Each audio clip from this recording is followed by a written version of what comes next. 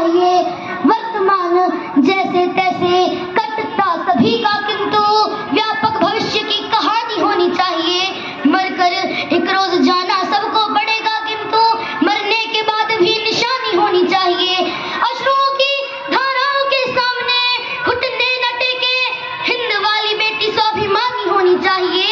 हिंद वाली बेटी स्वाभिमानी होनी चाहिए। वक्त आ पड़े तो बैरियों का वक्ष चीर डाले। लक्ष्मीबाई जैसी मर्दानी होनी चाहिए। लक्ष्मीबाई जैसी मर्दानी होनी चाहिए। अब आप सभी को मेरा सादर प्रणाम। मेरा नाम अक्षय है, मैं कक्षा 6 की छात्रा हूँ। मैं रूपनगर शाखा की ओर से आई हूँ। आज मैं आप सभी के समक्ष एक कविता प्रस्तुत करने जा रही हूँ। नहीं रुक जाओ प्लीज।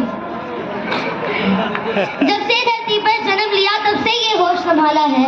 जब ये कलम उठाई है तब प्रश्नों को पाला है। बचपन से ही कुछ मर्दानगी वाले मानक सुनती आई हूँ। कांटों की महफिल में रहकर फूलों को चुनती आई हूँ।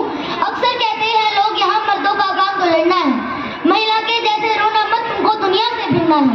अरे मर्द जात में जन्म लिया है, गर्व से मुँह को बैठो। कुछ काम नहीं कर सकते तो चूड़ी पहनो और घर बैठो। कुछ काम नहीं कर सकते तो चूड़ी पहनो और घर बैठो।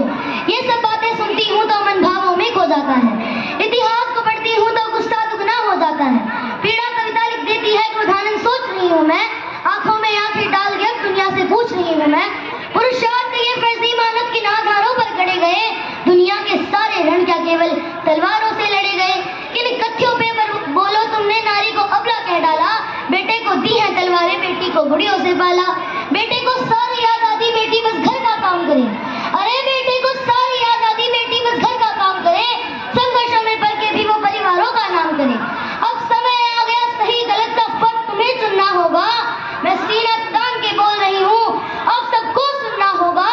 मैं सीना तान के बोल रही हूँ, अब सबको सुनना होगा। बिन नारी के आंगन में भोर नहीं हो सकती है।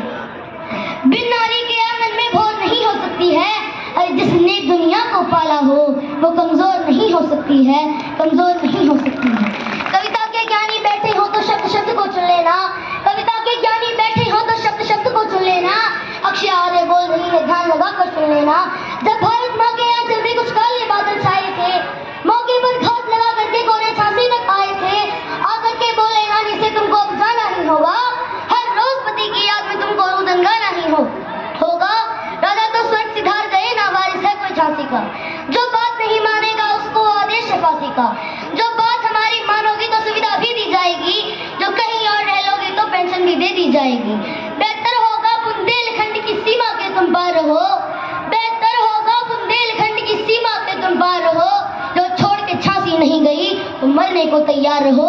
जो छोड़ के झांसी नहीं गई तो मरने को तैयार रहो। इतना सुनते ही रानी की आंखों के डोरे लाल हुए। नवमंडल में बिजली कड़की, तेवर इतने विकराल हुए। गुस्सा इतना की आंखों से दुश्मन के चेहरे नोच लिए।